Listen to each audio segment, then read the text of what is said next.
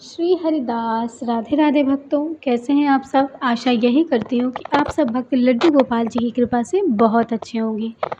दोस्तों, आप सब लड्डू गोपाल जी की अनेकों अनेक कहानियाँ सुनते हैं। अनेकों बार आप लोगों ने ये भी सुना होगा कि हम लड्डू गोपाल जी की सेवा करते हैं तो हमें पुत्र की प्राप्ति होती है। और जी हाँ भक्तों, ऐसा होता भी है। हम लड्डू गोपाल जी की सेवा करते हैं तो हमें अथाह प्रेम भक्ति का रस तो मिलता ही है, उसके अलावा हमारी सारी मनोकामनाएं पूर्ण भी होती हैं। लेकिन दोस्तों, क्या आपको पता है कि अगर जिनकी मनोकामना पूर्ण ना हो तो वो लड्डू गोपाल जी के साथ हमारे क्या करते हैं। तो आइए चलिए आज की लीला कथा में हम ये जानते हैं। दोस्तों, आज की लीला कथा मुझे भेजी है स्वाति नागर जी ने। दोस्तों, आज की लीला कथा मुझे स्वाति नागर जी द्वारा भेजी गई है। उन्होंने मुझसे अपनी ये घटना शेयर करी। तो चलिए देर ना करते हुए दोस्तों, आज की लीला कथा हम शुरू करते हैं। दोस्तों, स्वाति नागर वो कहती हैं कि ये घटना किसी और के साथ नहीं, मेरी ही मामी जी के साथ घटित हुई थी। उन्होंने कहा कि हमारे घर में लड्डू गोपाल जी हैं, हम उनकी सेवा करते हैं। लेकिन एक समय जब मैं बैठी हुई थी और मेरी मम्मी ने मुझसे कहा कि आज हम लड्डू गोपाल जी की सेवा कर रहे हैं, आज हमारे घर पर कभी कोई चीज़ की कमी नहीं है, चाहे धन की हो, चाहे धान्य की हो, चाहे पौत्र की हो, कभी किसी चीज़ की कमी नहीं है। ये सिर्फ़ लड्डू गोपाल जी की वजह से है। तो स्वाति कहती हैं कि हाँ मम्मा, ये तो सच बात है। लेकिन उन्होंने कहा कि तुम्हें पता है तुम्हारी नानी कैसी थी। तुम्हारी नानी ने एक ऐसा काम किया था, शायद वो मैं कभी माफ़ नहीं कर सकती थी अपनी माँ को। मैंने खुद कभी अपनी माँ को माफ़ नहीं किया। तो उन्होंने पूछा कि ऐसा क्या किया था माँ ने। तो उन्होंने बताया कि तुम्हारी नानी ने, कहती हैं कि तुम्हारे घर पे लड्डू गोपाल जी, यानी कि वो कहती हैं कि उनके मायके में, दोस्तों कहती हैं कि उनके मायके में लड्डू गोपाल जी थे। स्वाति जी की नानी के घर में लड्डू गोपाल जी थे। तो लड्डू गोपाल जी की सेवा भी खूब होती थी, खूब सेवा पूजा होती थी। ये काफ़ी वक्त पहले की बात है दोस्तों। तो उनके यहाँ लड्डू गोपाल जी की सेवा होती, पूजा होती। तो उनके जो स्वाति के जो मामा जी हैं, उनकी उनकी शादी हुई, मतलब उनकी शादी नहीं हुई थी, फिर उनकी शादी होती है। शादी होती है तो काफ़ी वक्त के बाद उनकी शादी हुई थी। शादी होती है, उनकी मामी जी आती हैं, बहुत अच्छा होता है, सब कुछ बहुत अच्छा होता है दोस्तों। उसके बाद वो बता देती हैं कि आज से तुम्हें घर सँभालना है। नानी पूजा पाठ वगैरह सारा कुछ कहती हैं कि हमारे लड्डू गोपाल जी हैं, इनकी सेवा करना, ठीक है। तो वो कहती हैं ठीक है। दोस्तों, कुछ वक्त तक वो उनकी सेवा करती हैं और बहुत सेवा करती हैं।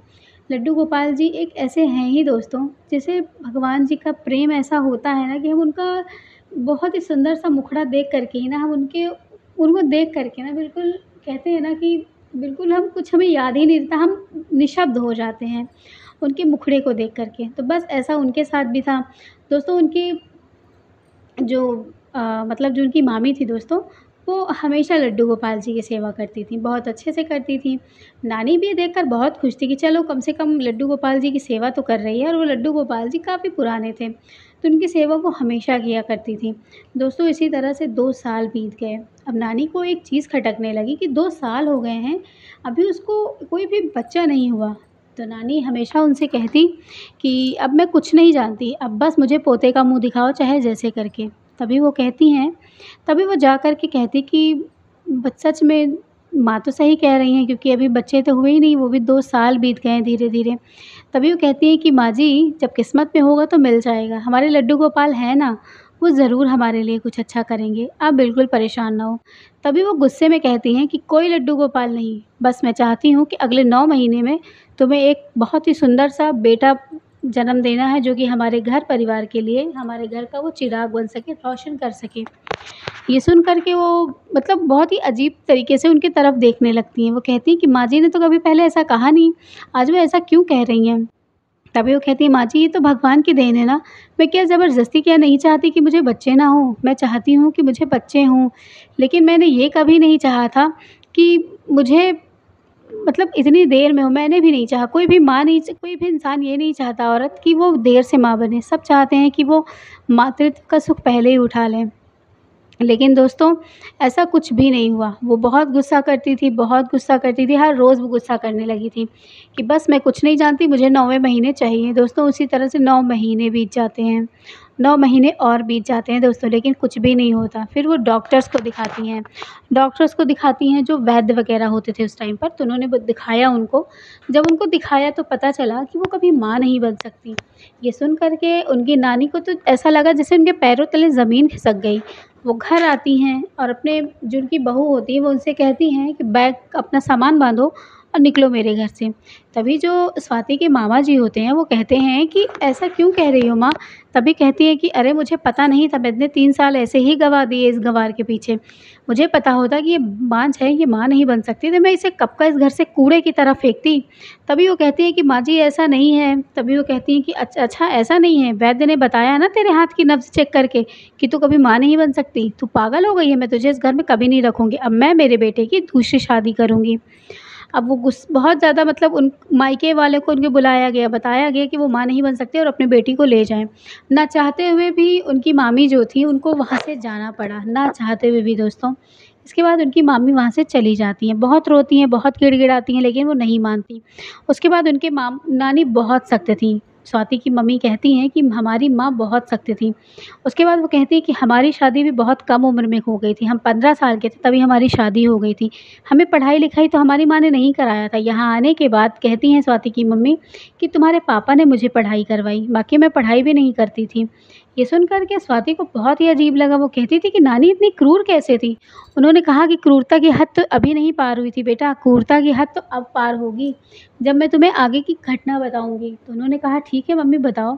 तो उन्होंने जब ये बात बताई कि उन्होंने फिर उनकी दूसरी शादी करवाई तो उन्होंने पहले से ही वैद्य जी को बुलवा करके चेक करवा लिया कि क्या कोई फिर भी तो ऐसी-ऐसी कोई दिक्कत नहीं है। तभी वैद्य जी पहले के बहुत जानकार हुआ करते थे दोस्तों, तो वो हाथ पकड़ के ही समझ जाया करते थे कि क्या कैसे होगा।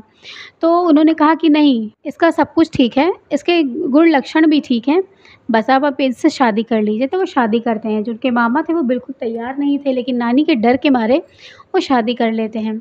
उसके बाद स्वाति की माँ कहती हैं कि मेरे भैया ने शादी तो कर ली थी, उसके बाद शादी करने के बाद वो उसी तरह से हमेशा से रहने लगी। वो भी लड्डू गोपाल जी की सेवा करने लगीं, जैसे हमारी पहली तुम्हारी मामी करती थी, उसी तरह से सेवा करतीं, पूजा करतीं, भोग लगातीं। उनको भी उन्होंने समझा दिया था।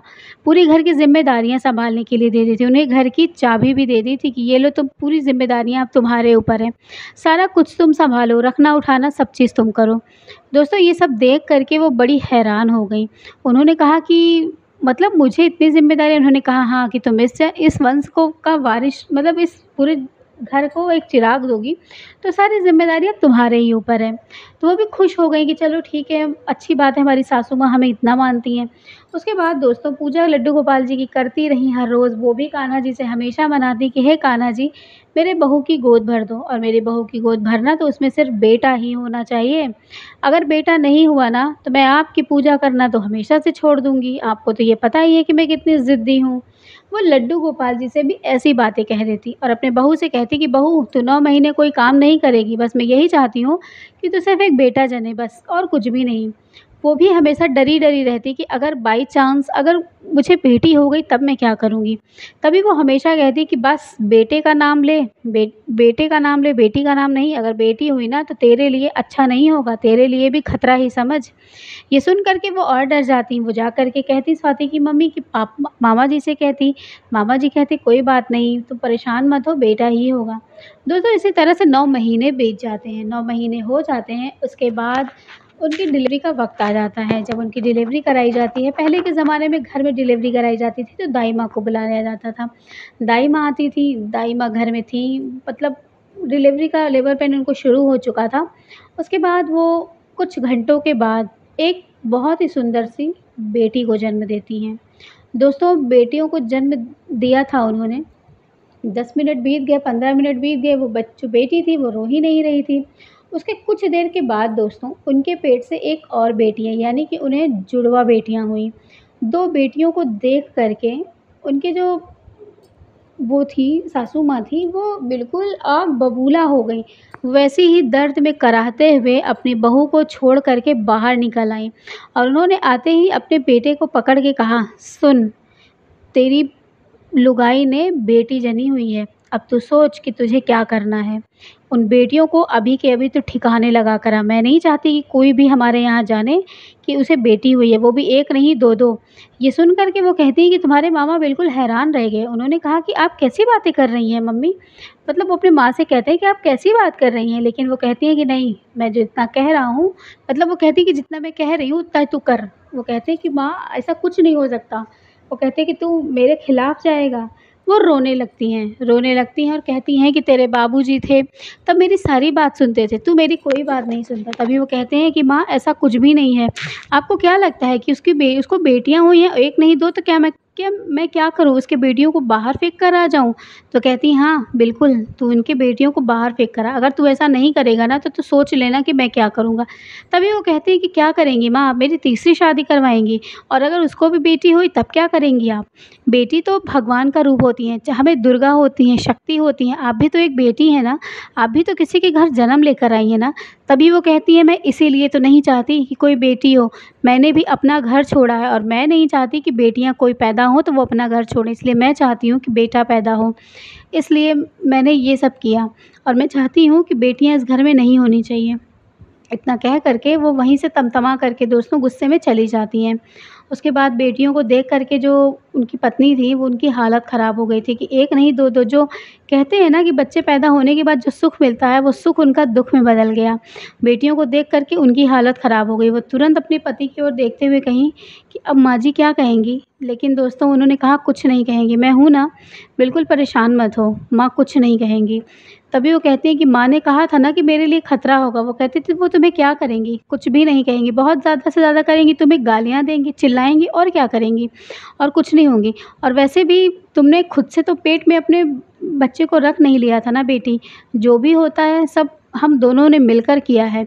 तो इस तरह की धारणाएँ अपने मन में मत पालो कि तुमने सिर्फ़ बेटी को जन्म दिया, नहीं, सृजनकर्ता मैं हूँ। तुमने तो उसे पैदा किया, बड़ा किया, अब तुम बड़ा करोगी उसे पाल-पोस करके। तुम ये सब चीज़ें अपने दिमाग में बिल्कुल भी मत लाओ, ठीक है? तो इतना कहकर फिर उन्होंने कहा कि अगर माँ दंड देती हैं, तो हम दोनों उसकी सज़ा के हकदार होंगे। इतना कह के वो कहते हैं कि तुम परेशान मत हो, तुम बिल्कुल आराम करो। वो बेटियों को देख के अपने बहुत खुश हो जाते हैं। उनकी आँखों में आँसू आ जाते हैं दोनों बेटियों को देख कर के, क्योंकि वो दोनों बहुत सुंदर थीं। उसके बाद दोस्तों उसी तरह से 11 से 12 दिन बीत जाते हैं। वो थोड़ा-सा उनको आराम मिल जाता है, जो उनकी मामी होती हैं स्वाति की, उनको थोड़ा बहुत रिलीफ़ मिल जाता है। उसके बाद वो मतलब बाहर निकलने लगती हैं, उठने-बैठने लगती हैं। तो जैसे ही रसोई में जाती हैं 12 दिन के बाद, तो वो कहती हैं कि तू अछूती है, तूने बेटी जना है, तू रसोई को नहीं छू सकती। ये सुन कर के वो बहुत हैरान हो जाती हैं। वो कहती हैं कि ऐसा कैसे हो सकता है? उन्होंने कहा हाँ, तुमने बेटी जना है तो तुम रसोई को नहीं छुओगी।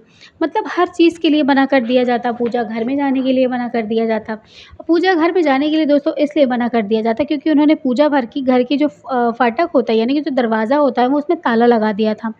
ताला लगा दिया था दोस्तों इसलिए नहीं कि उनके घर में सूतक-पातक लग गया था, ऐसा नहीं था। ताला उन्होंने इसलिए लगा दिया था, उन्होंने लड्डू गोपाल जी को भोग लगाना बंद कर दिया था। उन्होंने कहा कि इन्होंने ही बेटी दी है ना, ये चाहते तो अपने जैसे लड्डू गोपाल जी जैसे एक हमारे घर में एक पुत्र दे सकते थे, लेकिन इन्होंने ऐसा नहीं किया। इन्होंने बेटियाँ दे दी, ये मुझे चिढ़ाना चाहते हैं। इसीलिए मैंने इनको आज 13 दिन हो गए मैंने इनको भोग नहीं लगाया। ये बात सुन कर के उनके बेटे और उनकी बहू दोनों हैरान कि ये भगवान के साथ भी ऐसी हठ कर रही हैं, ये कैसी माँ हैं? तभी उसके बाद वो कहती हैं कि 12-13 दिन हो गए, अब तू यहाँ से चली जा। तू अपने दोनों बेटियों को लो और यहाँ से निकल। तभी वो कहती कि माँ जी मैं कहाँ जाऊँगी? मैं अपनी बेटियों को लेकर कहाँ जाऊँगी? तभी वो कहते हैं कि हाँ, ये बेटी लेकर कहीं नहीं जाएगी। तो उनकी माँ जी कहती हैं कि जाएगी, तू यहीं रहेगा और मैं अब तेरी तीसरी शादी कराऊँगी, ताकि वो बेटा जन सके। और इस बार मैं पहले से ही पता करवा के रहूँगी कि वो बेटा ही पैदा करे, तभी मैं तुम्हारी शादी उसके साथ करवाऊँगी। उनके जो बेटे थे वो खुद हैरान रह गए कि मेरी माँ को ये क्या हो गया है, बेटा-बेटी लगा कर बैठी हैं। उसके बाद दोस्तों वो उनकी दोनों बेटियों को और लड्डू गोपाल जी सहित उनको घर से बाहर निकाल देती हैं। दोस्तों कुछ इस तरह हुआ था, उन्होंने जब 13 से 14 दिन बीत जाते हैं, तो उन्होंने कहा कि लाओ मैं आज लड्डू गोपाल जी को भोग लगा देती हूँ, क्योंकि वो बहुत दिन से भूखे नहीं हैं, मतलब बहुत दिन से वो भूखे हैं, उनको भूख लगी होगी। तभी इतना कहकर वो लड्डू गोपाल जी के पास जाती हैं और उनसे कहती हैं कि ठीक है, लड्डू गोपाल जी मैं आपको भोग लगाती हूँ, आप बिल्कुल परेशान ना हों। दोस्तों वो भोग लगाने के लिए जैसे ही उस डब्बे से खाने की कुछ चीज़ें निकालती हैं, वैसे ही वो उनके हाथ पकड़ को कहती हैं कि ये लो पकड़ो अपने लड्डू गोपाल को और अपने दोनों बेटियों को और निकलो यहाँ से। दोस्तों वो उस 13 दिन की बेटियों को लेकर के वो अपने घर से निकल जाती हैं। वो कहती हैं कि मेरे घर में तुम्हारे लिए कोई जगह नहीं है। तभी उनके माता-पिता को फ़ोन, पहले उस समय फ़ोन का ज़माना नहीं था दोस्तों, तो चिट्ठी जो होती थी वो तार से भेजी जाती थी। तो उनके जो हस्बैंड थे, वो जिनके मामा जी थे, वो तार से उनको पास चिट्ठी भेजते हैं। चिट्ठी भेजते हैं दोस्तों, फिर पता चलता है उनके माँ-बाप को, वो माँ-बाप उनको लेने आते हैं दोस्तों। तब तक उनकी बेटी ने 2 दिन से कुछ भी नहीं खाया था। वो सिर्फ़ उनके बच्चे दूध पीकर रह रहे थे। दोस्तों लड्डू गोपाल जी को भी ऐसे लेकर के वो एक गौशाला के सामने बैठी रहती थी, दिनों-रात बैठी रहती थी। गाँव वालों ने भी कितनी बार कहा कि ये क्या कर रही हो प्रेमलता? लेकिन दोस्तों उनकी माँ का नाम प्रेमलता था। उन्होंने बहुत बार कहा कि प्रेमलता ये तुम क्या कर रही हो? लेकिन उन्होंने कहा कि कुछ नहीं, जो हुआ है सब सही हुआ है। इस एक तो आई थी, उसने तो कुछ जना ही नहीं, और जिसने जना उसने ही बेटी को जना। मैं इसके साथ एक पल भी इस घर में नहीं रहूँगी। तभी पूरे गाँव वालों ने कहा कि ये तो पागल हो गई हो, तुम कैसी बातें कर रही हो? एक दिन ऐसा आएगा ना कि इस घर में कोई नहीं रहेगा, देखना ये घर एकदम श्मशान बन जाएगा, तुम जो इस तरह की हरकतें कर रही हो। दोस्तों वो उनकी माँ-बाप आते हैं, वो लड्डू गोपाल जी को लेकर के, अपनी दोनों बेटियों को लेकर के चले जाते हैं। उसके बाद दोस्तों वो वहाँ पर रहते हैं, कुछ दिन बाद यहाँ पर उनकी माँ दूसरा रिश्ता तीसरा रिश्ता ढूँढने लगती हैं। ढूँढने के साथ-साथ वो एक दिन वहाँ से अपनी पत्नी के पास चले जाते हैं। ये बात जब दोस्तों उनकी माँ को पता चलता है, तो उनकी माँ को बहुत वो होता है, वो बीमार हो जाती हैं कि मेरा बेटा तीसरी शादी करने के बजाय वो वहाँ चला गया। तभी वो आके अपनी माँ को कहते हैं कि माँ, तू भी तो एक बेटी है ना, तो तू कैसी ऐसी बातें कर सकती है कि तू एक बेटी को नहीं रखेगी, और हर बेटियों को तो दूसरे घर जाना ही है ना। अगर तू यहाँ नहीं आती तो मैं कैसे आता, और मैं नहीं आता तो फिर तू, तेरी ज़िंदगी आगे कैसी चलती? तू सोच, तू कहती है ना कि बेटियों की पढ़ाई हो जाती है, इसलिए उनको, बेटियों को नहीं पैदा होना चाहिए। अगर बेटी ही नहीं पैदा होंगी तो आगे आने वाले बेटों की शादी किससे होगी? तूने कभी ये सोचा है? दोस्तों वो बहुत कुछ कहती हैं, लेकिन बिल्कुल भी वो कुछ हाँ में कोई जवाब नहीं देती हैं। उन्होंने 2 दिन से कुछ भी नहीं खाया था, कुछ भी नहीं खाया था। एक हठ थी उनके अंदर कि नहीं।